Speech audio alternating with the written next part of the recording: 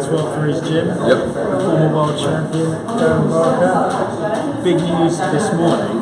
Wladimir Klitschko has announced his retirement. I'm surprised. Am I surprised? Maybe slightly surprised, just because of the talk that we've been having with the rematch. It was looking 99% done as far as I was concerned. A date at a venue. I was quite looking forward to going to Vegas as well. It's ruined your holiday. Yeah, it's ruined my holiday. But on the other side, I'm not surprised, because what more is there to prove? And you know, I just think what superb champion has been. He's done everything, and though he lost his last fight, I mean, there was no, it was just huge respect. You can't look at him and knock him for that, because he was on the brink of winning. So I just wish him all the very best, and he's certainly made his mark on world boxing. How do you think his heavyweight championship reign compares to his predecessors, to the likes of Lennox Lewis and Mike Tyson? He's a great champion, but is he all-time great? There is that but, because he didn't quite have the entertainment value. You know, he was sort of, a lot of people were quick to say he was sort of punch and grab, you know, and sort of tied their opponent, and he was very well schooled from the amateurs, and he used that to his advantage, long jab, big 1-2. But I mean, it's hard. There's always going to be them comparisons, especially throughout the time. That's the beauty of sport, you know, with Wladimir Klitschko being Mike Tyson and things like that, you know, or Muhammad Ali. But in his own right, you could say he mastered boxing. However way, you know, the same way Mayweather has, and the fact that though Wladimir lost a few times, he was never really in that many hard fights. And for me, if you're able to have a career like that, you're winning, because he's come out, he's an intelligent man, he's still got wits about him. There certainly won't be any signs of punch drunk down the future. I think he's in the future, sorry. I think he'll be very, very, very proud of what he's achieved. And yeah, I mean, I'm very fortunate to say I was there that night. Yeah, I mean,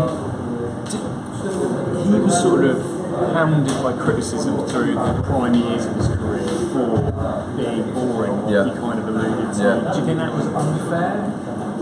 Or was it just accurate? If I'm honest, I do think it's unfair. But I can understand why people would give him stick, because they pay to watch him. And you know, a lot of time I think we're, as a race, we're mad. We sort of look for blood, we look for that entertainment, but I think he's an absolute legend for what he's done. He's trained for over a decade. You've been doing something right, and you know, Father Time eventually catches up with you, and it has with him. And I'm so pleased that he's got the people around him, enough savvy to understand that enough's enough, because you know, fighters do go on far too long sometimes. Do you think it sort of counts against his legacy in a way that he shared a lot of his championship reign with his brothers, who never knew who the best heavyweight in the world at that time was? Yes. Because Wladimir and Tyler never going to fight each other. I think it's great, and I bet there'll be a number of times that there's a lot of banter flying around who was better at that time, and I think it's brilliant that they won't care. I mean, between them they held the lot, didn't they? And good luck to him. If it was the same with me and my brother, I would have been over the moon. I mean, I would have liked him to have had all the titles and just been, you know, his closest rival. But yeah, I mean, between them, like you say, for years and years, they were 1 and 2, however way you see it. Do you think, kind of like Lennox Lewis, that Klitschko's going to be more appreciated now he's gone? I do, 100%. And look, we go back to these people who were criticising him at times. You just got to look at the number of knockouts he had as well. You know, though the bits in between, you know, there were rounds where he was sizing his opponents up and sort of measuring them up.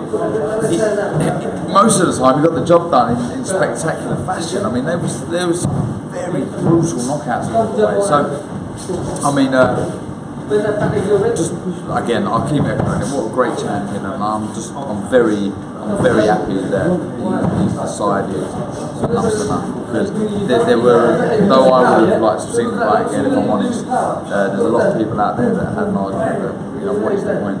What is the point? Because some feel that Anthony Joshua can only get better, if I'm honest, and that's probably the best Wladimir Klitschko we can see. It was the best we'd seen for years. Would he have another performance like that? Do you think he's going to be remembered for that fight rather than necessarily his best wins? I guess his best wins would be David Hay, I don't think he'll be remembered for that. Sorry, John. I think it's just the only reason we're so in praise of that performance is because it was at the twilight end of his career, his age, and the amount of time he'd been out of the ring. So it was an amazing feat to do what he'd done. And I know few will say, well, what's Anthony Joshua done? But in my opinion, and a lot of people say, oh, you just jumped on the bandwagon and blah blah. I just can't see Anthony Joshua being beat because of how athletic he is, and he's the modern day heavyweight. And if I'm deadly honest, I don't think there are the only thing with Anthony Joshua, which I think he may struggle with now, is there is there's not no mega stars out there to challenge on that. You've got Darren Barker, but is he a Leonard Lewis? I don't think so. So that may be Anthony Joshua's problem in the forward. Yeah, I mean, do you think, years back, Klitschko had the same problem?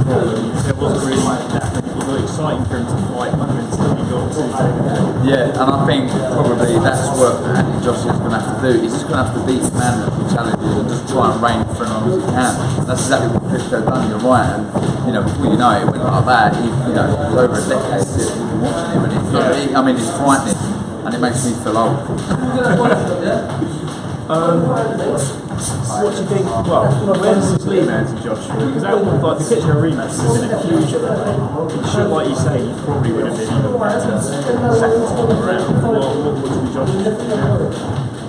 I think he's obliged to fight his mandatory, isn't he, and Pulev, which I'm sure he'll do. I hope they keep the November 11th date in Vegas, because I'll go. I think he's just going to have to beat it in front of him. I mean, I think if I was Team Anthony Joshua, it would be fight for mandatory and then crack on with Donald Wilder. I think that's the biggest name. That's the fight out there which bangs out Wembley Stadium again. So I think, like I said before, the hardest thing with Anthony now is finding the opponents. Do you think he should go straight from Wilder? Oh, 100%. I mean, what? Rather than fighting, he could vacate his IVF, couldn't he? I think so, yeah. It's a shame for him not to try and get those titles at the same time. I think when it comes to situations, where people say, oh, why are you taking a mandatory, blah, blah, blah, you got this fight, then I understand that fight is worth more than the IBF, in my opinion. You're in the history books, you'll always be a heavyweight world champion. Do you necessarily need that title to secure your legacy? Not really. Not when there's a big fight like that out there against another heavyweight world champion and Darren Barker. So yeah, there is a claim for that. Or does he feel a sort of responsibility to defend that IBF title against the mandatory challenger? What's the one advantage Joshua has is that Klitschko may be kind of boring in terms of style, quite safety first. Joshua is quite aggressive when he's so even if he doesn't have any opponents out there, he's going to be entertaining to watch. Of course he is, and that's the beauty of the big guys. That's why it's always been the marquee division in world boxing, because there is always that entertainment value, and there's no doubt that Anthony Joshua will bring that every time he fights. It's just to become a legend, you need people around you. You need those, you need those rematches, you need those trilogies, and right as we stand now, as we sit now, it looks very slim chance that it will happen in fights. Big baby Miller, worked his way up the rankings. Daniel Dubois, Joe Joyce. Yeah, Joe Joyce, I wasn't impressed with Miller, if I'm honest. I think he's a poor man's version of Derek Chisora, if I'm honest. To be fair, I haven't actually watched him fight. He's just an absolute unit. He's massive. He's a big lump, and I don't think he offers more than that, and I feel bad saying it. I think it's a skill in itself. If you're powerful, you come forward with a high guard, taking punches, then you're forced to be reckoned with. But that counts, isn't it? Yeah, he's massive. He's massive, but I think it's once you go, that will take you to a certain level. I don't think you go beyond that. And so for me, that's not the fight. It's not a worry. Who is out there? But I'm sure we'll have a few coming through. Everyone seems to be getting fast tracked now, so we'll see. You never know. There could be a guy that comes around, a heavyweight, a new kid on the block out there we don't know of, who could be the next Lomachenko. He has 2 fights, he's fighting for World Cup. You just don't know. Yeah. And Big Baby Miller on the undercard of Michael Garcia. What did you think of that? Sorry, say again. Sorry. Jarrell Miller was on the undercard. Yeah. The Rory Garcia fight on Saturday. Yeah. What did you So that's the main event. It was. I was super impressed with Michael Garcia. I've seen bits of him. If I'm deadly honest, I haven't seen loads of him. So I didn't quite know what the fuss was about. So I was interested to see, and I was really impressed because it just shows me and it puts faith in what I'm trying to teach down here. Is if you do the basics right, it can take you all the way. And with Michael Garcia, I don't think he does that much out of the ordinary. He's very well schooled. Good jab, 1-2, straight punches. His awareness of his distance to get in and out of range it really was amazing. He stands just outside of range, but he knows how to close that gap when need to. His speed of hand and foot. I was very impressed. And there's some big fights out there for him. One they were talking about Linares and some others. I look forward to watching him in the future. And speaking of perfect boxers to watch, we've got Lomachenko, you just mentioned, fighting this Saturday. What do you think of Lomachenko and what makes such a great fight? Well, there's not going to be a great... I say a few may come through like him. I don't think you're going to find one as talented as him. But it's 396 amateur fights, 1 loss, and then he beat the guy twice. This guy is, he's made to fight. It's just ridiculous. And was it 12 rounds his debut? It could have been. Wasn't it for an intercontinental fight or something? Yeah, it was for an intercontinental. He wanted to fight for a world title in his first professional fight. Yeah. They said he wasn't allowed and he had to fight. The board wouldn't sanction a fighter to fight for someone, but they sanctioned Mayweather to fight McGregor. Exactly. So they wouldn't let Lomachenko do it. Let Conor McGregor do it. Yeah. Money. But on Lomachenko, I remember seeing him in the amateurs, and I remember sitting back there and thinking, wow, this guy he's not human. He's a freak of nature. And he's another one that I can't see enough of. We're at your busy gym in Aldgate. Better leave you in peace now. Nice one. Darren, thank you very much for your time. Cheers, mate.